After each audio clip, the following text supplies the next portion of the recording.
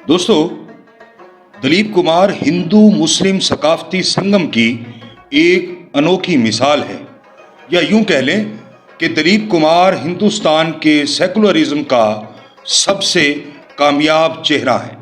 दलीप कुमार के इस मकाम और मर्तबा ने उन्हें उनकी ज़िंदगी में ही एक असातीरी किरदार बना दिया है।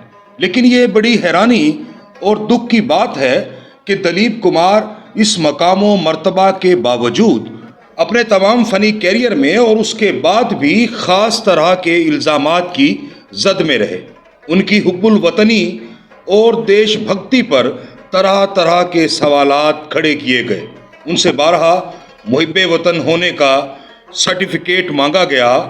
हिंदुस्तान की वो गंगा जमनी तहजीब जिस पर हिंदुस्तान बजा तौर पर फ़ख्र कर सकता है, दलीप कुमार उसी तहजीब के परवरदा और नुमाइंदा एक सेकुलर इंसान हैं।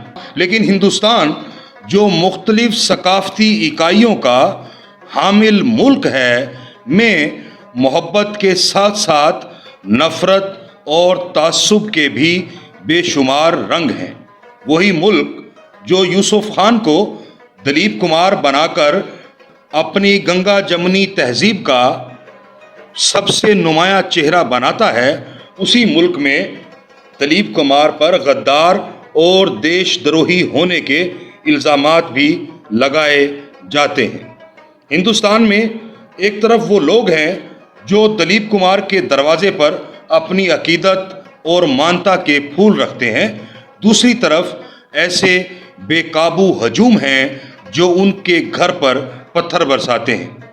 आज की यात्रा में हम आपको बताने जा रहे हैं कि दलीप कुमार एक ऐसे वतन परस्त फनकार हैं जिन्होंने हर मुश्किल घड़ी में अपने वतन और अपने लोगों का साथ दिया।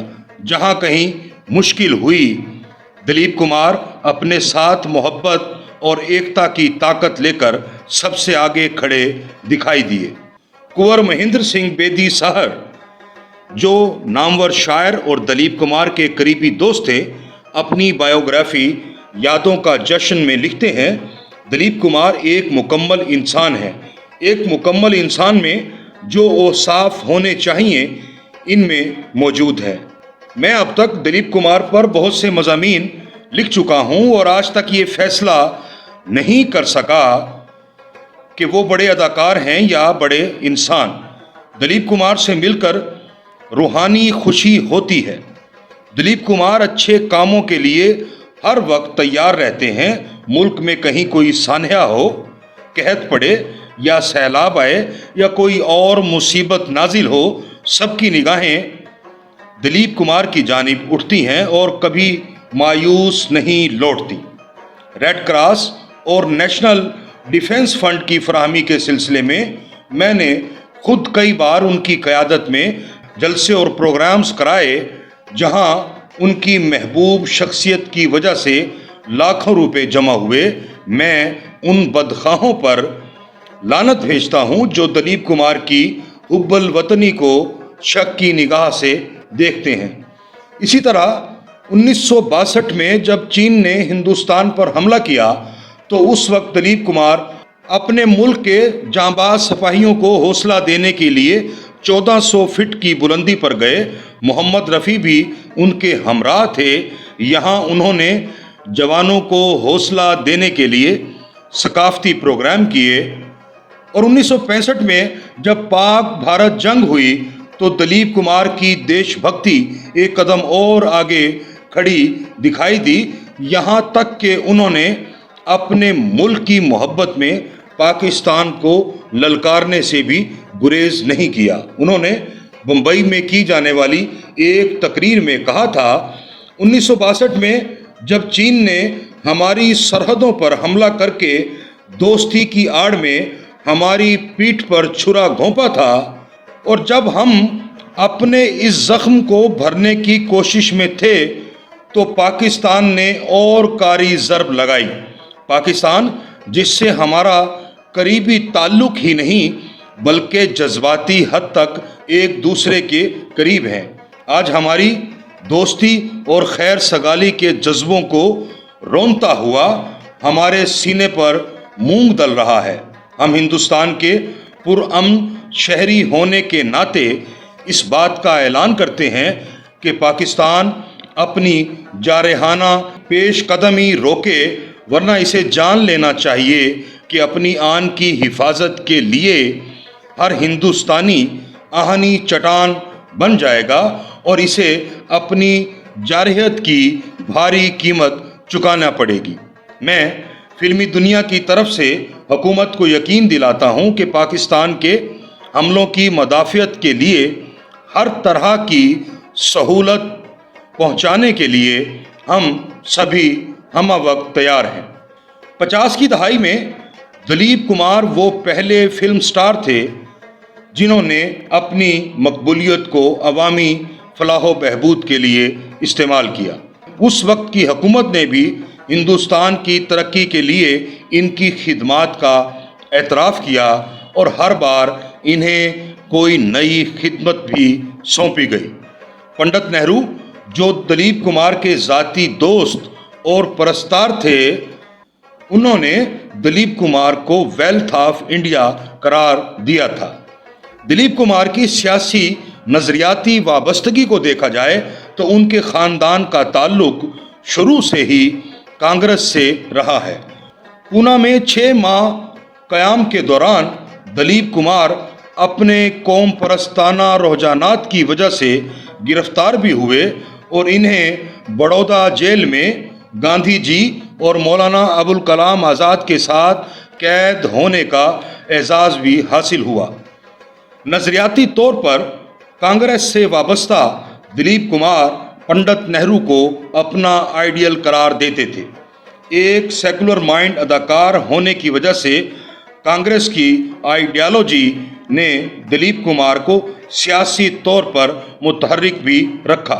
उन्होंने पंडित नेहरू के साथ कौम से खिताब भी किया, लेकिन हैरानी की बात यह है कि पंडित नेहरू के दौर में ही उन पर झूठे मुकदमात दर्ज होने का सिलसिला शुरू हो गया था। दिलीप कुमार की पहली और आखिरी होम प्रोडक्शन गंगा जमुना को सेंसर से पास होने में बहुत सी मुश्किलात आईं। इसके बाद दिलीप कुमार ने कोई फिल्म प्रोड्यूस नहीं की। गंगा जमुना की रिलीज के कुछ अरसा बाद ही कोलकाता पुलिस एक झूठे मुकदमे के सिलसिले में इन्हें गिरफ्तार करने पहुंच गई थी। ये पाकिस्तान के लिए जासूसी के इल्ज़ाम का मुकदमा था। इस झूठे मुकदमे के हवाले से इन्हें कई माह तक ज़हनी अजियत दी गई। बाल ठाकरे ने कहा दिलीप कुमार को पाकिस्तान चले जाना चाहिए, जिस पर दिलीप कुमार को बहुत ज़्यादा गुस्सा आया और उन्होंने कहा कि हर बार उनसे ही हुब्बुल वतनी का सर्टिफिकेट क्यों मांगा जाता है। इसके बाद भी इन पर और बहुत से झूठे मुकदमात दर्ज होते रहे, लेकिन इस संगजनी के बावजूद इस अजीम फनकार की अजमत लोगों के दिलों में उसी तरह कायम रही, बल्कि इसमें और भी इजाफा हुआ। दिलीप कुमार अपने फ़नी कैरियर में हिंदू कौम परस्त जमातों का भी ख़ास तौर पर निशाना रहे। ये बात भी बड़ी दिलचस्प है। इन कौम परस्त जमातों की मुसलमानों के लिए सोच का सबसे अहम टारगेट दिलीप कुमार हुआ करते थे, क्योंकि दिलीप कुमार हिंदुस्तान में मुसलमानों की सबसे बड़ी और सबसे अहम शख्सियत है। बम्बई में रहते हुए दिलीप कुमार शिवसेना और बीजेपी की धार्मिक राजनीति का बतौर ख़ास निशाना बने। 1962 में जब दिलीप कुमार पंडित नेहरू की ख्वाहिश पर कांग्रेस के उम्मीदवार कृष्णा मेनन की इलेक्शन कैंपेन चला रहे थे, यही वो दौर था जब बाल ठाकरे अपनी सियासी ताकत का इजहार कर रहे थे। उन्होंने उन मलयाली लोगों को मारने, पीटने और बम्बई से भगाने की मुहिम शुरू कर रखी थी, जिन्होंने कृष्णा मेनन की हिमायत की थी। दिलीप कुमार का कृष्णा मेनन की इलेक्शन कैंपेन चलाना बाल ठाकरे को बुरा लगा और यहीं से इनके इख्तलाफात का بھی آغاز ہوا۔ دلیپ کمار کبھی بال ٹھاکرے کے دربار میں حاضر نہیں ہوئے۔ جب شیو سینا طاقت پکڑ گئی اور اس نے اپنی مسلم مخالف تحریک شروع کی تو ان کا پہلا ہدف دلیپ کمار ہی تھے۔ بعد ازاں دلیپ کمار پر شیو سینا نے بہت سے حملے کیے۔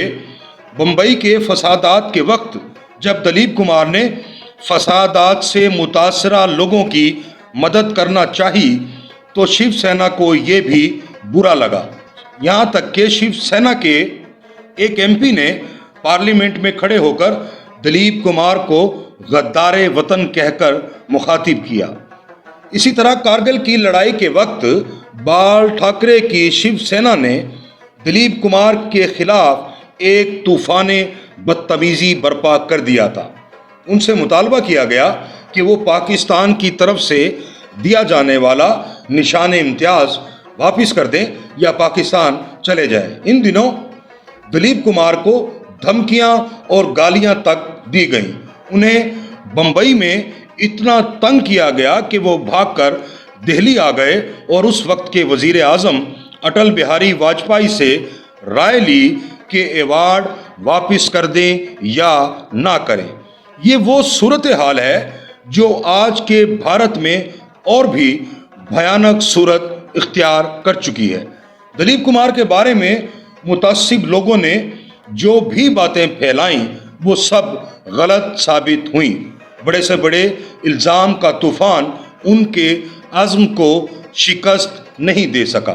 مخالفت، تعصب اور مخاصمت کے باوجود کوئی بھی الزام دلیپ کمار کی نہ تو عظمت کو کم کر سکا اور نہ ہی ان کے نظریات میں کوئی تبدیلی آئی۔ وہ کل بھی سیکولر تھے، آج بھی ان کے نظریات انسانیت سے محبت کے آئینہ دار ہیں۔ حیرت اور دکھ کا مقام یہ ہے کہ آج جب دلیپ کمار زندگی اور موت کی کشمکش میں مبتلا ہیں، ان پر الزامات کا سلسلہ آج بھی نہیں رک سکا۔ کوئی بھی آگے بڑھ کر پتھر مارنے والوں کا ہاتھ نہیں پکڑتا۔